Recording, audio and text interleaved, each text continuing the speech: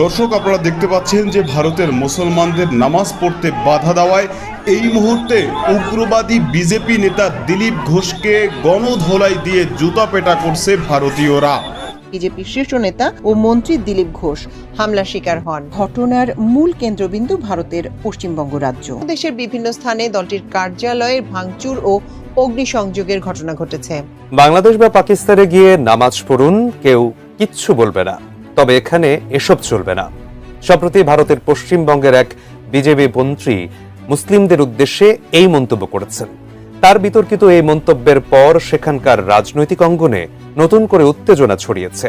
মুসলমানদের নামাজ পড়া নিয়ে মন্ত্রীর এমন বক্তব্যের প্রতিবাদে ফুঁসে উঠেছে স্থানীয় মুসল্লিরা। সেই সঙ্গে তাদের প্রশ্ন, এটাকে কোনো সরকারি সিদ্ধান্ত নাকি নতুন কোনো ষড়যন্ত্র? বাংলাদেশ পাকিস্তানে গিয়ে নামাজ পড়ুন, এখানে এসব চলবে না। কোনো উগ্রপন্থী বা রাস্তার কোনো অর্বাচীনের কথা নয়। ভারতের এক বিশাল অংশের মুসলিম নাগরিককে ঠিক এই ভাষাতেই চরম আক্রমণ করলেন পশ্চিমবঙ্গের মন্ত্রী দিলীপ ঘোষ। নামাজ পড়তে হলে বাংলাদেশ বা পাকিস্তানে যান, কেউ কিছু বলবে না।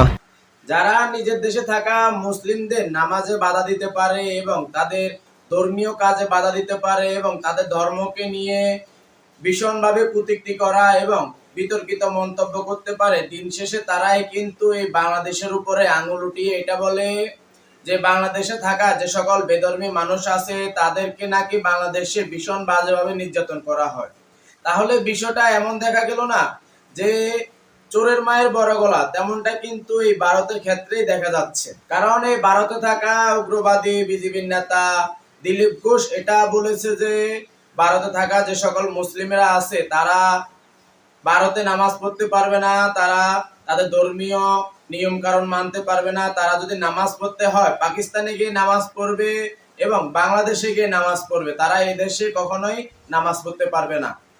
অথচ বাংলাদেশে এই বিষয়টা নিয়ে গত 50 বছরের মধ্যেও কিন্তু কোনো নেতাকর্মীর তো অনেক দূরের কথা, কোনো সাধারণ মানুষও কিন্তু এই বেধর্মী যে মানুষগুলো আছে তাদেরকে এইসব ধরনের কথা বলে নেই, তাদেরকে দেশ ছেড়ে চলে যাওয়ার কথা কখনোই বলেনি। সেই কারণে কিন্তু এবার এই ভারতে থাকা মুসলিমদের নামাজ নিয়ে কটূক্তি করা এবং নামাজ নিয়ে বাধা দেওয়ায়, তাদের ধর্মীয় কাজ নিয়ে বাধা দেওয়ায় কিন্তু এই ভারতে উগ্রবাদী বিজেপির নেতা দিলীপ ঘোষকে ভারতীয়রা তাদেরকে প্রকাশ্যে মারধর করেছে এবং জুতা পিটা করেছে। তো দর্শক, এই বিষয় দেখেছেন ভিডিওর শুরুতে কিছু অংশ শিরোনামের মাধ্যমে, এবার দেখবেন বিস্তারিত পুরো ভিডিও জুড়ে। এই বিষয়গুলো দেখার পূর্বে আপনাদের কাছে একটা অনুরোধ, আমার চ্যানেলে যারা নতুন আসছেন চ্যানেলটিকে সাবস্ক্রাইব করে দিয়ে অল ক্লিক করে পাশে থাকা বেল আইকনটি বাজিয়ে দিবেন, তাতে করে আমার চ্যানেলের আপডেট নিউজগুলো সবার আগে আপনাদের কাছে গিয়ে পৌঁছবে। তো দর্শক, চলুন দেখে আসি ভারতে উগ্রবাদী বিজেপি নেতা দিলীপ ঘোষ সে মুসলিমদেরকে নিয়ে বিতর্কিত মন্তব্য করা এবং তাদের নামাজে বাধা দেওয়ার জন্য সেখানে থেকে ভারতীয়রা কিন্তু এই দিলীপ ঘোষকে প্রকাশ্যে মারধর করে জুতা পিটা করেছে, সেটা আমরা দেখব। তার আগে চলুন দেখে আসি এই উগ্রবাদী বিজেপির নেতা দিলীপ ঘোষ মুসলিমদের নামাজ নিয়ে, তাদের ধর্মীয় নিয়ম কারণ নিয়ে কি বলেছে সেই বিষয়টা আগে আমরা চলুন দেখে আসি। এই বিষয়টা দেখে পরবর্তীতে ওই বিষয়টা দেখবো, তাই ধৈর্য ধরে একটি লাইক করে সম্পূর্ণ ভিডিও মনোযোগ সহকারে দেখতে থাকুন এবং আপনার মতামত কমেন্ট বক্সে লিখতে থাকুন। পাকিস্তানে গিয়ে নামাজ পড়ুন, কেউ কিচ্ছু বলবে না, তবে এখানে এসব চলবে না। সম্প্রতি ভারতের পশ্চিমবঙ্গের এক বিজেপি মন্ত্রী মুসলিমদের উদ্দেশ্যে এই মন্তব্য করেছেন। তার বিতর্কিত এই মন্তব্যের পর সেখানকার রাজনৈতিক অঙ্গনে নতুন করে উত্তেজনা ছড়িয়েছে। মুসলমানদের নামাজ পড়া নিয়ে মন্ত্রীর এমন বক্তব্যের প্রতিবাদে ফুঁসে উঠেছে স্থানীয় মুসল্লিরা। সেই সঙ্গে তাদের প্রশ্ন, এটাকে কোনো সরকারি সিদ্ধান্ত নাকি নতুন কোনো ষড়যন্ত্র? এসআই রাজ জানাচ্ছেন বিস্তারিত। এমনি দম বন্ধ হয়ে যাচ্ছে, জান বাংলাদেশে পাকিস্তান চলে যান, এখানে নামাজ পড়ুন, কেউ বলবে না, এখানে চলবে না এইসব। রেড ডোরে নামাজটাকে আটকানোর সময় বলবে যে কোরআনে লেখা নেই রেড ডোরে নামাজ পড়তে হবে, তাই এটা চাইলে আটকানো যায়। তো তোমার ভাই কোন বেদে লেখা আছে যে রেড ডোরে তোমাকে নাচন গোদন করতে হবে, যোগাসন করতে হবে?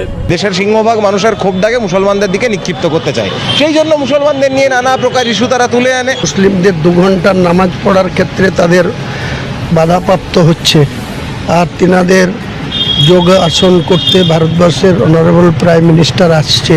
কলকাতার ঐতিহাসিক রেড রোড ঘিরে ভারতের পশ্চিমবঙ্গের রাজনীতিতে আবারও শুরু হয়েছে উত্তেজনা। আগামী 21 জুন আন্তর্জাতিক যোগ দিবস উপলক্ষে সেখানে আসবেন দেশটির প্রধানমন্ত্রী নরেন্দ্র মোদী। পাশাপাশি ওই অনুষ্ঠানে উপস্থিত থাকবেন পশ্চিমবঙ্গের মুখ্যমন্ত্রী শুভেন্দু অধিকারীও। তবে এই আয়োজনকে ঘিরে রেড রোড বন্ধ রাখা এবং মুসলিম সম্প্রদায়ের ঈদের নামাজের অনুমতি না দেওয়াকে কেন্দ্র করে নতুন করে শুরু হয়েছে বিতর্ক। আর সেই বিতর্কের আগুনে ঘি ঢেলেছেন রাজ্যের মন্ত্রী দিলীপ ঘোষ। নরেন্দ্র মোদীর আগমন ঘিরে কলকাতার অন্যতম প্রধান ও ব্যস্ততম এই সড়কটি দীর্ঘ 7 দিনের জন্য সম্পূর্ণ বন্ধ রাখা হচ্ছে। এরই মধ্যে রেড রোডে বিশাল মঞ্চ নির্মাণের কাজ শুরু হয়েছে। এ কারণে 14 জুন রাত 10টা থেকে 21 জুন পর্যন্ত রেড রোডে সব ধরনের যান চলাচল বন্ধ রাখা হয়েছে। এদিকে কলকাতার রেড রোডে যোগ দিবসের এই জমকালো তাহলে তো সব রাস্তাই বন্ধ হয়, খালি রেড রোড কেন? উনি যেখানে যাবেন সেখানে বন্ধ হবে। তো যেখানে যান চলাচল কম ওখানেই করেছে, ছুটির দিন ওখানে কম লোক যাবে, সেজন্য ওখানেই করেছে, না হলে তো আরো বেশি সমস্যা হতো লোকের। আর ওনারা কে? হরিদাস পাল, তাদের জন্য রাস্তা আটকানো হবে? প্রাইম মিনিস্টারের জন্য আটকাবে, চিফ মিনিস্টারের জন্য আটকাবে, এটা ঠিকই আছে। আর 107 বছর ধরেই তো অন্যায় করা হয়েছে, 1 বছরে এমনি দম বন্ধ হয়ে যাচ্ছে। এ সময় তিনি বাংলাদেশ ও পাকিস্তানের প্রসঙ্গ টেনে সংখ্যালঘুদের উদ্দেশ্যে বলেন, বেশি সমস্যা হলে বাংলাদেশ বা পাকিস্তানে চলে যান, সেখানে গিয়ে নামাজ পড়ুন, কেউ কিছু বলবে না। এখানে এসব আর চলবে না। সরকার পাল্টে গেছে, এগুলো বন্ধ করার জন্য লোকও পাল্টেছে, তাই এগুলো এখন বন্ধ হবেই। যান বাংলাদেশে, পাকিস্তান চলে যান, এখানে নামাজ পড়ুন, কেউ বলবে না। এখানে চলবে না এইসব, সরকার পাল্টে গেছে, লোক পাল্টে যায়, জানে এগুলো বন্ধ করবো বলে, আর বন্ধ হবেই, জেনে রাখুন। অন্যদিকে দিলীপ ঘোষের এসব মন্তব্য মুহূর্তেই রাজনৈতিক অঙ্গনে তোলপাড় সৃষ্টি করে। তৃণমূল কংগ্রেস সহ বিভিন্ন ধর্মনিরপেক্ষ ও সামাজিক সংগঠন এই বক্তব্যের তীব্র নিন্দা জানিয়ে এটিকে দেশটির সম্প্রীতি নষ্টের একটি অপচেষ্টা বলে আখ্যা দিয়েছে। তবে দিলীপ ঘোষ তার বক্তব্যে অনড়। বাংলাদেশ পাকিস্তানে গিয়ে নামাজ পড়ুন, এখানে এসব চলবে না। কোনো উগ্রপন্থী বা রাস্তার কোনো অর্বাচীনের কথা নয়। ভারতের এক বিশাল অংশের মুসলিম নাগরিককে ঠিক এই ভাষাতেই চরম আক্রমণ করলেন পশ্চিমবঙ্গের মন্ত্রী দিলীপ ঘোষ। কলকাতায় প্রধানমন্ত্রী নরেন্দ্র মোদীর আগমনকে কেন্দ্র করে যখন রেড রোড টানা 7 দিন বন্ধ রাখা নিয়ে ন্যায্য প্রশ্ন উঠেছে, ঠিক তখনই রাজ্যের এক দায়িত্বশীল মন্ত্রীর মুখ থেকে ঝরে পড়ল এই তীব্র বিভাজনের বিষবাষ্প। কেন রেড রোডে ঈদের নামাজে বাধা দিয়ে যোগ দিবসের জন্য দিনের পর দিন রাস্তায় স্তব্ধ করা হলো? এই ন্যায্য প্রশ্নের জবাবেই মেজাজ হারান মন্ত্রী।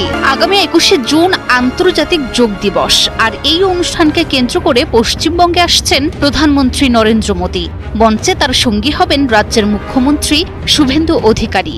কিন্তু এই ভিভিআইপি আয়োজনে দর্শক, এই ভারতে থাকা উগ্রবাদী বিজেপির নেতা দিলীপ ঘোষ, সে ভারতে থাকা যে মুসলিমেরা আছে তাদেরকে ভীষণ বাজেভাবে কিন্তু হেনস্থা করতেছে। সে এটা বলতেছে যে এই মুসলিমেরা ভারতে নামাজ পড়তে পারবে না, তাদের ধর্মীয় নিয়ম কানুন মানতে পারবে না, পালন করতে পারবে না, এবং সকল কিছুই কিন্তু বন্ধ করতে হবে। কারণ তারা যদি নামাজ পড়ে, তারা পাকিস্তানে গিয়ে নামাজ পড়বে, বাংলাদেশে গিয়ে নামাজ পড়বে, তাদের এই ধর্মীয় যে নিয়ম কানুন আছে সেগুলা তারা পাকিস্তান বাংলাদেশ গিয়ে পালন করবে। তারা যদি তাদের এই নিয়ম কানুন নামাজ পড়ে, তাদের নিয়ম কানুন পালন করে, তাহলে তাদেরকে এই দেশ থেকে বের করে দেওয়া হবে।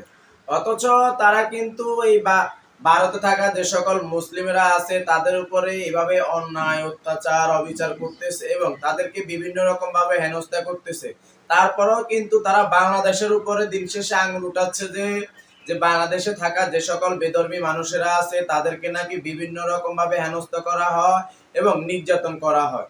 কিন্তু এই বাংলাদেশে গত 50 বছরে কিন্তু বাংলাদেশে বড় বড় নেতা কর্মীরা তো অনেক দূরের কথা, বাংলাদেশে থাকা যে সকল সাধারণ মানুষেরা আছে তারাও কিন্তু এই বাংলাদেশে থাকা যে সকল বেধর্মী মানুষেরা আছে তাদেরকে কখনোই হেনস্থা করেনি এবং তাদের বিরুদ্ধে কখনো রুখে দাঁড়ায়নি এবং তাদেরকে এই কথা বলেনি যে তারা এই দেশে থাকতে পারবে না, দেশ ছেড়ে চলে যেতে হবে।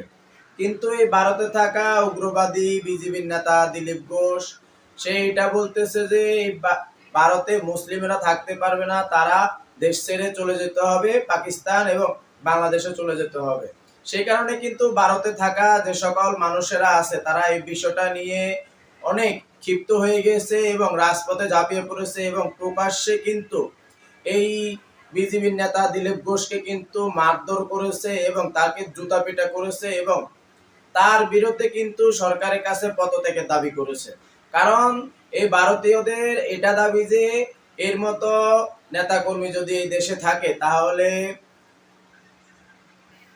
আমাদের পার্শ্ববর্তী যে দেশগুলো আছে তাদের সাথে কিন্তু একের পর এক সংঘর্ষ লেগেই থাকবে, তাদের সাথে কখনো ভালো সম্পর্ক হবে না।